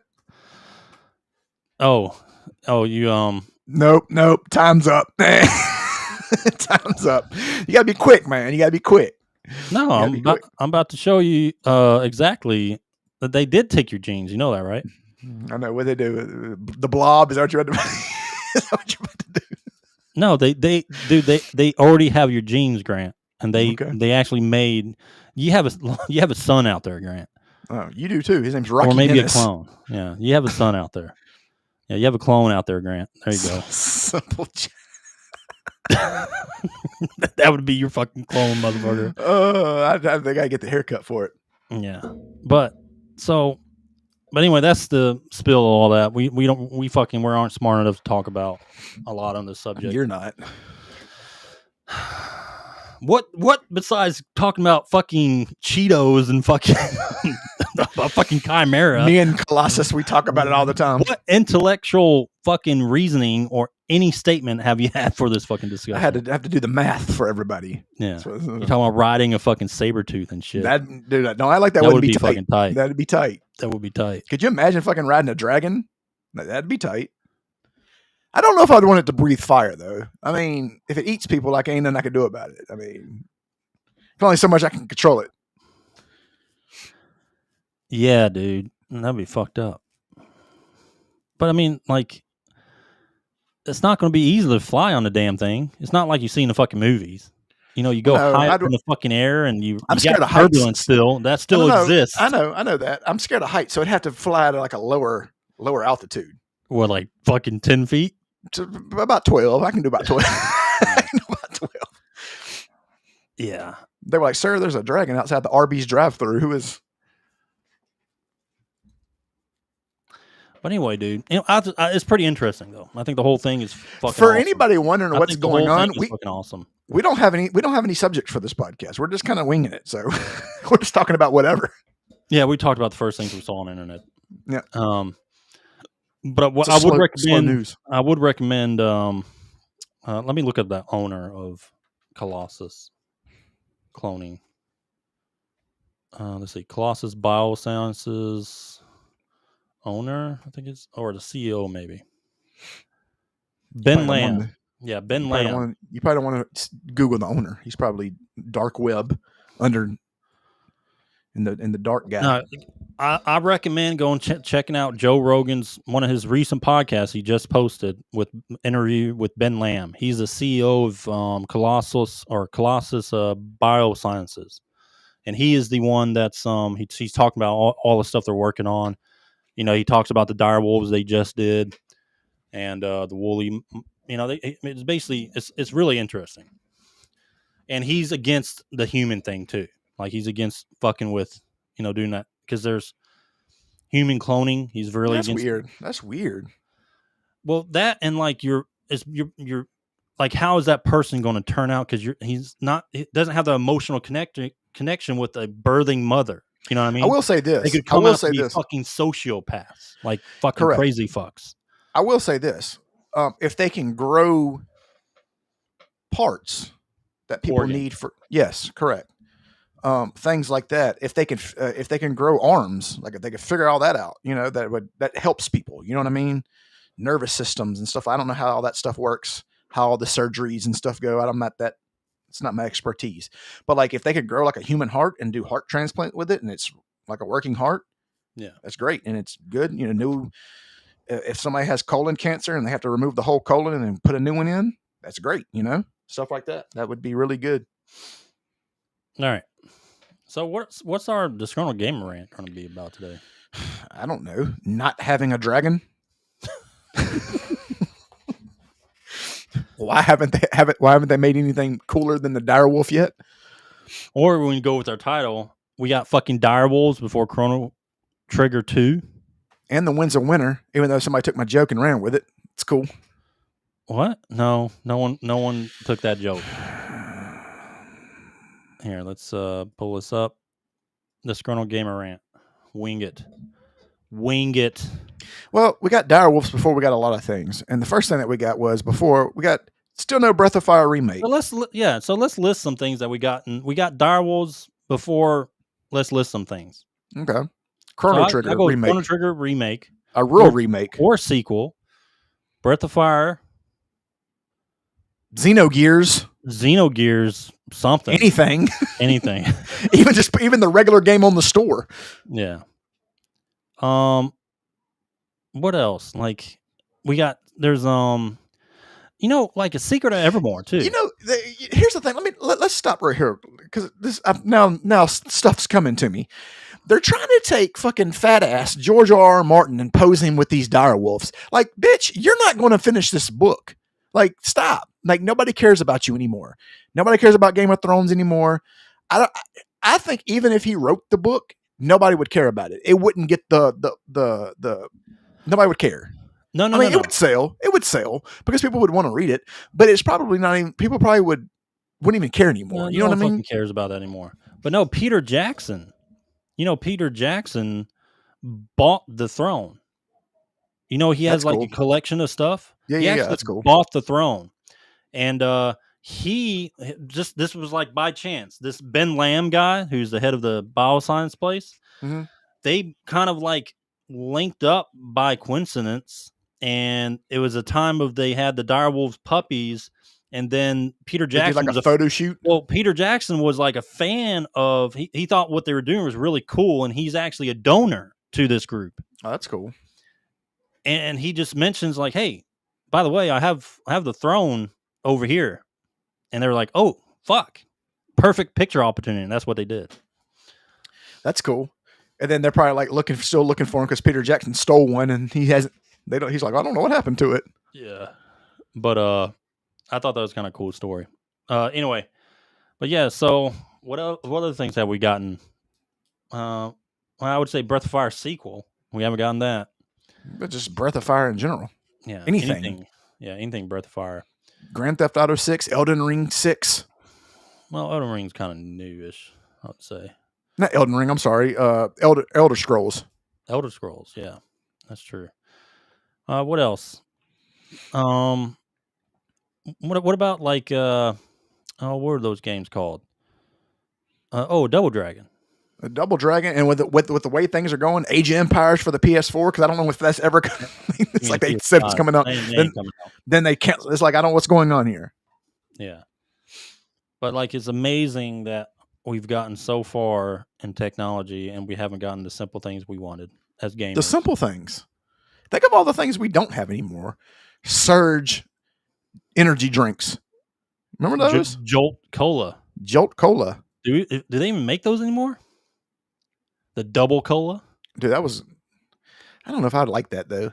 That's straight up caffeine in a bottle. Yeah, that's bad. But I remember Surge. Yeah, Surge. Yeah. Remember we used to be like, Surge. Surge. Yeah, I remember that. You remember the Pepsi Clear? Oh, God, that was terrible. Well, no, it was tasted just like Pepsi, but it just looked terrible. Yeah. It was it was weird. Clear. Like, they had some other clear stuff they came out with. Do you remember? It's not even really a gamer rant. We're just talking about stuff we remember. Like I don't even know. This podcast is going off the rails. We don't even know what's going on. It really has. Waffle Crisps. Remember Waffle Crisp? Yeah. I know this is a cereal. I know you know about Waffle Crisp. Oh, buddy. Well, you had every cereal in the. I used to love coming to your house. You had every cereal. You remember the rich people Nestle, cereal? those little Nestle chocolate ball cereals? No. You had. So here's the thing. You had all the name brand cereal. I had all the generic cereal. That's why I come. I should come to your house and eat cereal. Yeah, like it wasn't even Captain Crunch. It was like Admiral Ahoy or some shit. Yeah, it was some weird shit. It's like weird. You didn't even have Frosted Flakes. It was like fucking something else too. Dude, it wasn't Frosted Flakes. It was like, and it had like the Tony the Tiger knockoff. He was like a puma. Yeah. But the prepared artist said the Surge was some stout stuff. Dude. Yeah, it was, dude. That Jolt Cola was stout too. Dude, we used to have these. Dude, let me tell you. I got a story for you, Grant. Now, here we go. Gather around, kids. It's my first deployment to Iraq. Man, honestly, all the follow-on deployments after that. But we go on these long convoys every now and then for security patrols. And we would take, we get free beverages a lot, because people would donate a lot of stuff to the troops out there. But we'd take these huge coolers of just Rippets. You ever had a Rippet? Yeah. Oh, yeah. That's like the cheap energy drinks. They were like the miniature can, like the shorter cans. Oh, okay. We were it wouldn't be any water in the fucking cooler, dude. It would just be straight fucking Rippets. Golly. And we know these convoys are just, dude, these convoys, if you have like IEDs and shit in the road or something that looks like it can be a paper bag on the side of the road. And we have to fucking call in EOD, explosive ordnance disposal, to come remove it. And you have to wait for them to get there. And then you have to wait for them to fuck with their little robot and mess with it. And it's like, oh, it's nothing, clear, just a paper bag, false alarm. Then they leave, and then you continue the convoy. Dude, you could go fucking not even a mile down the road and end up having to fucking call them again. Golly. But anyway, we would have these tubs of fucking Rippets, dude, and we all be fucking wired. I can imagine. So fucking wired, dude. That's like 9,000 milligrams of caffeine. Some of these convoys going like, damn, it's like going from, I don't know, Tuscaloosa to Starkville, Mississippi, like an hour and a half drive, maybe. Yeah. Could take fucking 3 days. Golly. Just because you have to stop and look at everything. Yeah, fucking IDs was a big thing my first deployment. It was a huge thing. What did y'all do? Did y'all have to did y'all just sleep on the vehicle? Yeah, we'd fucking, I was manning the 50 cal up top, so I would just kick back and lay on like kind of kick back, have like my backpack as a cushion, Gotcha. and just That's go cool. to sleep. Fuck, I couldn't sleep in the. I couldn't sleep in the dead. I'd be afraid of fucking scorpions and shit. Oh, it's camel spiders. They Camel sneak up on you. spiders. They chew Nope. on you. You know, camel spiders. They actually bite you, and you can't feel it because they have some type of neurotoxin or something that makes you numb, and they chew on you. I'd blow off my And- whole and you, foot and you just to wake kill up it. with like a fucking red mark on your damn neck. You don't know where it's from. Nope. I'd blow off my whole leg just. And they're not just even to kill it. spiders. They're like pseudopods or something. They're I not don't even give a damn what spiders. they are. They look like them. They're little evil fuckers, dude. You ever walk up to a camel spider before? Hell no, I don't walk up to any spider. Those, What listen, you dude. mean? Listen, dude. What is that? People think they're like huge and shit because of those stupid pictures that went around the internet. They're not that Yeah. fucking big. But those motherfuckers, usually, you walk up to a spider, you might scurry away or something like that. These motherfuckers will rear up at you. No, Like, no. They're ready to fucking throw bows, motherfucker. no, They're ready to I'm- go at you. Hey, I'm you want to I'm in- catch these hands, bitch? That's what they're emptying the like. whole clip in them. They go like, "Sir, you've gone through so much ammo. What happened?" Did I tell you the story of that fucking Marine I had that got chased by a camel spider?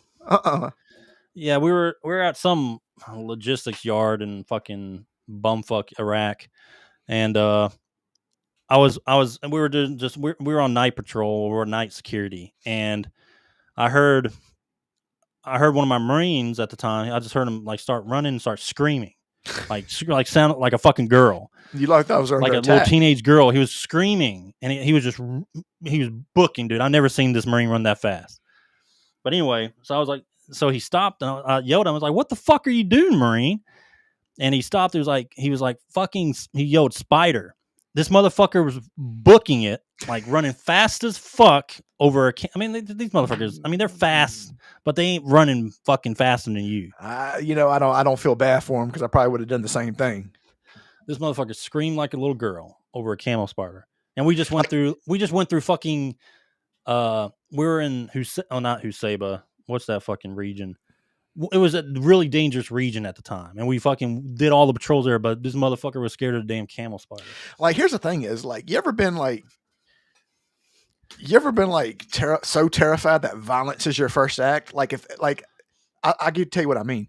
Like, if I saw a camel spider, like, I'd probably be so scared. My first reaction would be grab it and rip it in half. That would be like my first, like just savage, like, and rip it and just tear it in half. Like, that would be my first reaction. We had a Filipino contractor with us. This little small Filipino kid. Mhm. He was a contractor doing something on the this port of entry, and he picked up a camel spider. He just picked it up and showed it to us, and then broke its fangs like God. glass. Like they just snap off, like a little damn. twist, and they snap off. And then he put it in his mouth and ate it. Oh, fuck no.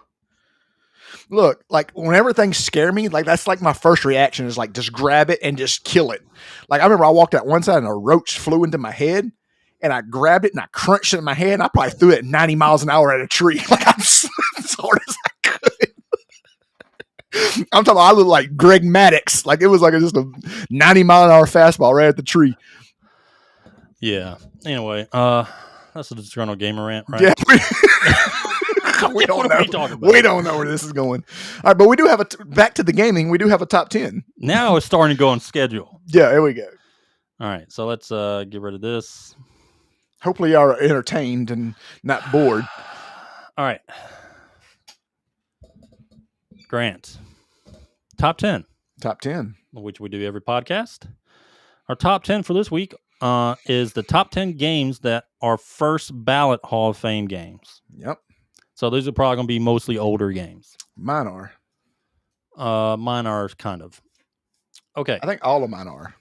All right. Go ahead, Grant. Number 10, Super Metroid. I mean, we're Kinda low, gonna. ain't it? I mean, this list is. Damn, There's Super some legendary Metroid, games. That mean, what- motherfucker was fantastic. It is, but I'm saying like the Yeah. amount of legendary Yeah, games there on this are list. there's a lot of really good games. You know. My number 10 is actually Sonic the Hedgehog 2. Yeah. Okay. That was a really good one. All right, go ahead. Number 9 is the regular Mario Brothers. NES. Yes. Yep. That's awesome. My number 9 is Donkey Kong Country. Okay. First That makes ballot. sense. Yep. All right, go ahead. My number 8 is Super Mario World for the Super Okay. Nintendo. My number 8 is also Super Mario World. Yeah. And you're probably like, why is it so low? That's because there's fire above it. Yep. All right, Grant, go ahead. Number 7, Final Fantasy 6. That's a good one. My number Yep. 7 is Mega Man 2. Mega Man 2. God, I forgot about. See, there's so many good ones. I forgot about it. Like, God. Mega Man 2 saved the industry or saved the franchise, really. Yeah, it did. All right, go ahead. Your number 6. Number 6 is Ocarina of Time. Fucking really good. Yep. All right. I'm going a little bit more modern. Okay. My number 5 or number That's 6, number 6. Yep. is Diablo 2. Okay. 2000. Yeah, that's It's a little later, but it's that's nice. That's good. to me it's the first Ballot Hall of Fame. Yeah, easily. All right, here we go. Number 5? Number 5 is A Link to the Past. Yep, that's good. My number 5 was Ocarina of Time. Okay. All right, here we go. Number 4, Mario 3. Yeah, that was legit. Dude, it was fantastic. You know Yeah. what? I just thought about something. Not just now, but about this game. So in the movie The Wizard, right? You know what I'm talking about, the movie The Wizard, Yeah, right? yeah. They Power entered- Glove and all Yeah. that shit. They introduced this game. Nobody even knew this game, right? It's a new game, right? You remember the guy goes, Super Mario Brothers 3. I don't know Yeah. why you called it that, right? Okay. Yeah. But in that scene, right? Like while Jimmy's playing the game, the girl says, "Find the warp zone, Jimmy." Like, how the fuck do you even know about the warp zone, Yeah. girl?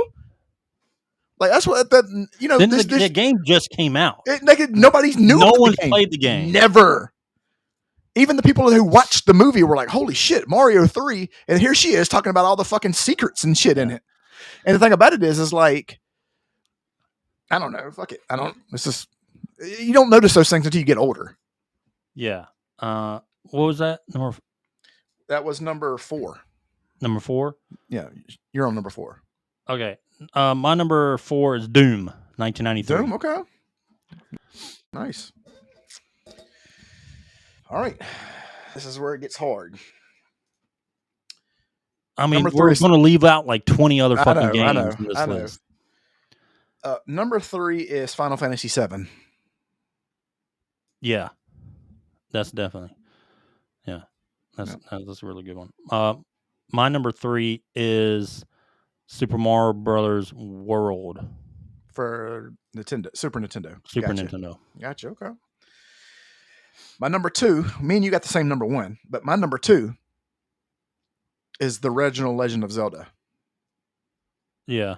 Just That's- I mean, That's my first video game ever. Or, yeah, I think it was my first video game I ever beat.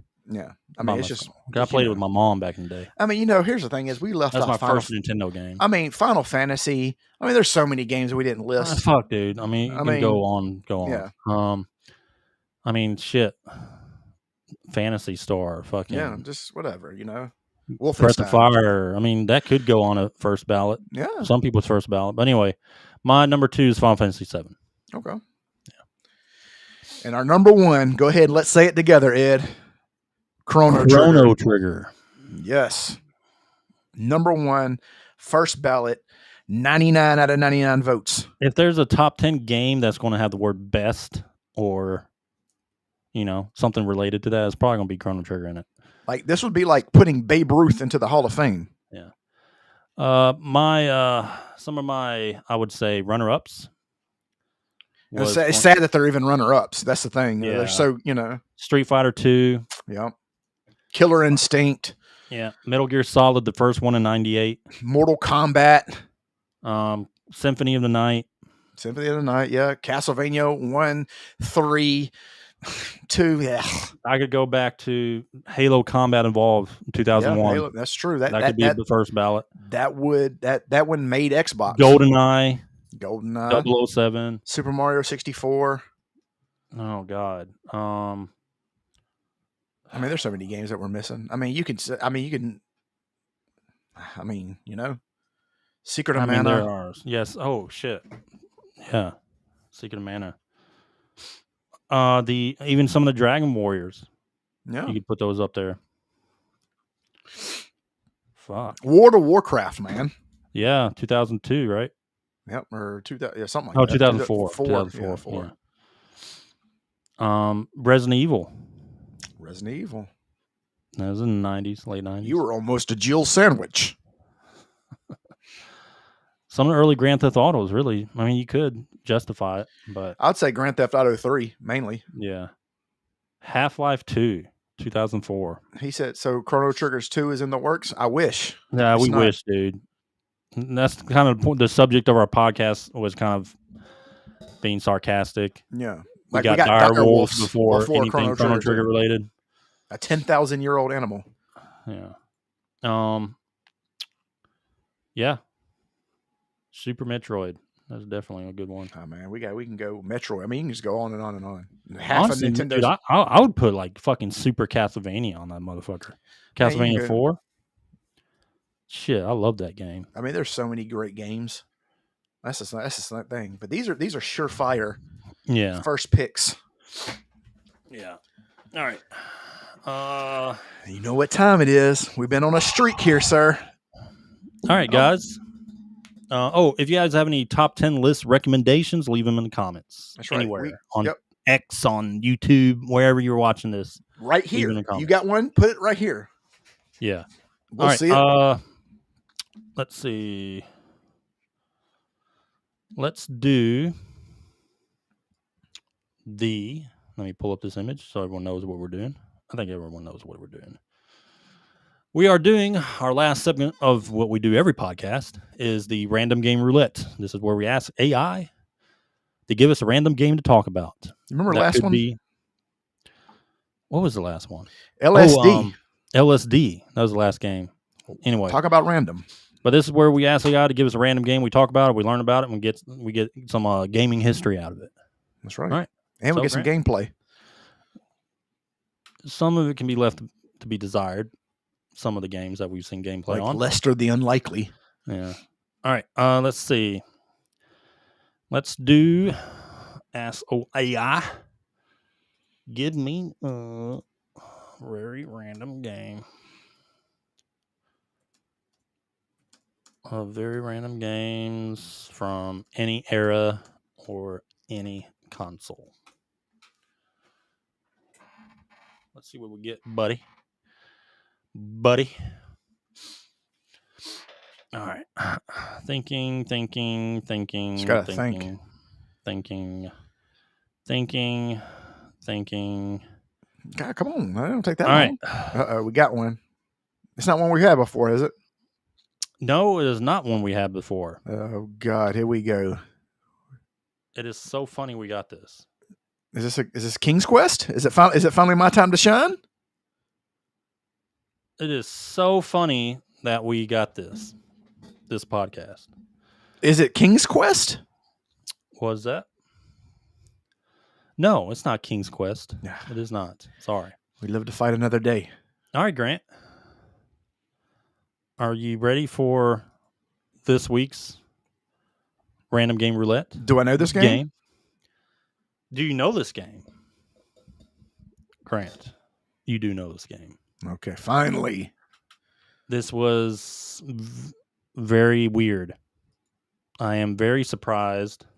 It's the heavens telling us we're about to get a remake. I am very surprised they gave us this game after all sequel. the shit we've gotten. So, with that being said, let me pull up the picture. I'm just going to pull this one up because you want to exactly know what this is. Finally. It's not like You The wanna know Rock. Huh? Finally. Yeah, you're going to know exactly what this picture is. All right, Grant. Our first great game. It's about time. Possibly. Oh, it is a masterpiece. This is a masterpiece, Grant, and we literally, Well, actually, just talked about it. And I cannot believe it gave us this game. maybe they're listening. Maybe the computers are listening. Like, wow, this is amazing. Are you ready? You want me to show it too? You sure? Please. Is everyone ready? Is everyone ready? All right, let me pull it up. Let me pull it up, Grant. Buddy, you're gonna love this.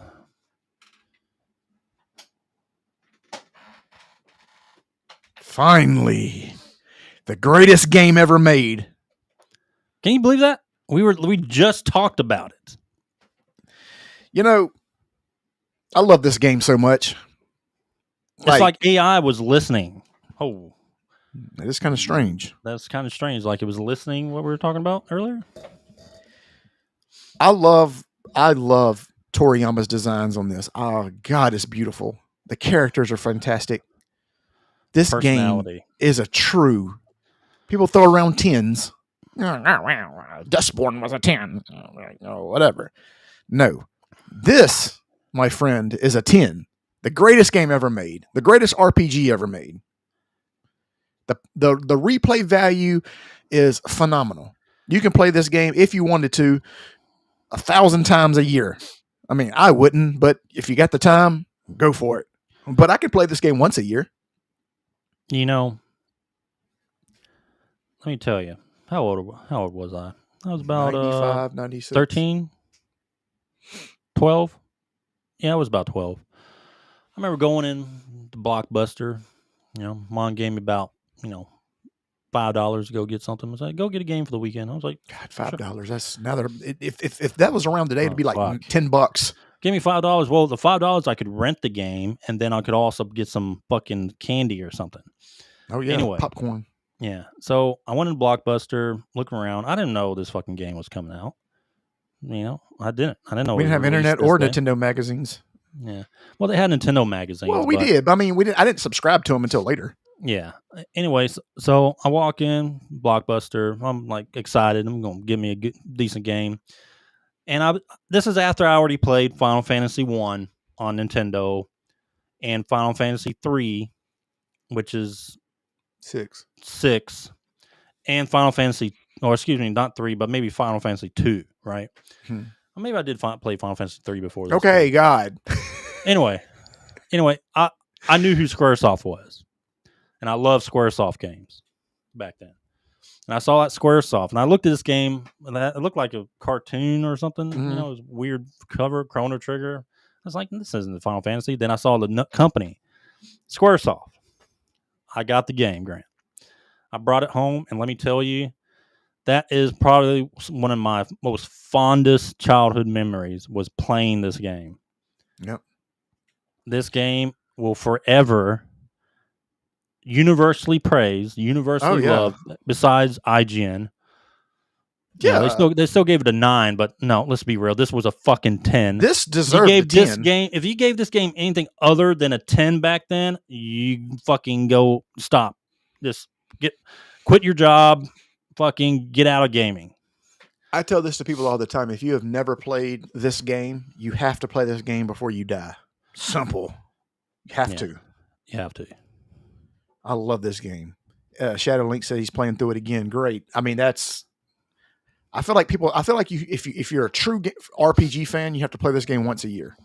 If there's any game that has ever needed a sequel or a remake or a remaster, if they were going to do a remake, this. But nowadays, when I think about a sequel of the current Square Enix, I would dread it. Yeah, because they would fuck it up somehow. So I can go ahead and tell you just by looking at this picture. This is the picture we all know and love. But if they got a hold of it today, well, let me just act like the current Squaresoft. Oh, look at I see well, who is this? She could be our lesbian. The girl with the glasses, she could be our lesbian. This guy, the frog can be non-binary. I mean, frogs don't have genders, do they? This girl is a tomboy. She's obviously she's a gendermancer. Corn bush. She's a corn bush. Huh? The robot. We don't. Do robots have genders? Yeah, they would fuck it up. They would turn Chrono into soy boy some way, and Ayla would be a. She would have transgender. It would be a guy, girl, or they would just cover it up. Yeah, they probably would just take her out. Honestly, let's be real. Don't you ever speak that blasphemy? No, don't ever fucking say Chrono Cross is the sequel. Blasphemy! Don't ever fucking say that because it is not a sequel. That is blasphemous. A sequel would have all your core characters back and maybe spin it with a little Magus as the, main character for a little bit. But they would make Magus a female, but like nose ring probably. Yeah, it'd be weird. Something mohawk instead of that cut, that little short cut they do.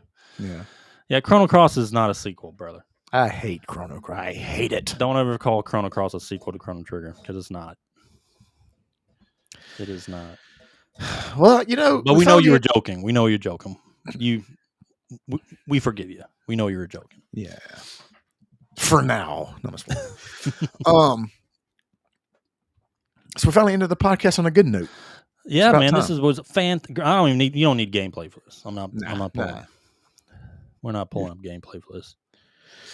Prepared artists. It is quote unquote Gendermancer because Corin Bush, the team lead or whatever director of Dragon Age: The Veilguard, was identified. She identified whatever is identified themselves as a Gendermancer, and that's the truth. And because of that, we got Tosh.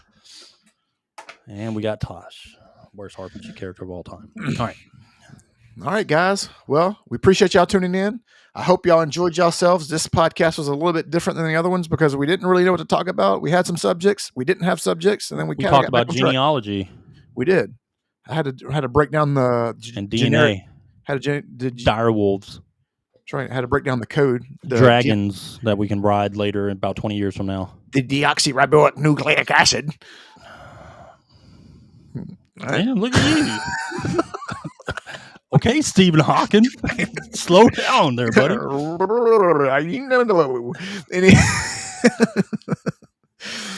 But all right, guys, we appreciate y'all tuning in. Go follow us on TikTok. Go follow us on everything: TikTok, Instagram, Twitter, Facebook. Facebook's growing good. All of them. We're there. Yeah. Ed, you got anything to add? Nope. All right, guys. We will see y'all Friday. We will have more information. We will have a better show. Well, this is a great show, but we will have more topics to talk about, more game stuff. Hopefully, yeah. We can't predict. We can't predict the. No. Excuse me, sir. All right, guys. We'll see y'all Friday. Hold on. What? Before you call peace, we got a special guest coming Friday. Oh, you got in touch with them? I got in touch with the Ubisoft shield. Okay, he identifies shield. As a Ubisoft shield. That's what he calls himself. Cam Baker. Cam Baker. He sounds like that sounds like an old quarterback from Texas, 1980s. Yeah, he's from California now. Might have played football back in there. Okay, yeah. I doubt it. Yeah, not if he's the Ubisoft shield. I don't think he played any sports. So yeah, anyway. We'll have the Ubisoft shield on Friday. Okay, I'm look forward to. I gotta get my debate skills ready. I'm 0-2. Yeah, you better ready, man. He knows how to defend Ubisoft. Well, I got my work. He's a pro at it. Okay. So, all right, guys. Well, we will see y'all Friday. Peace.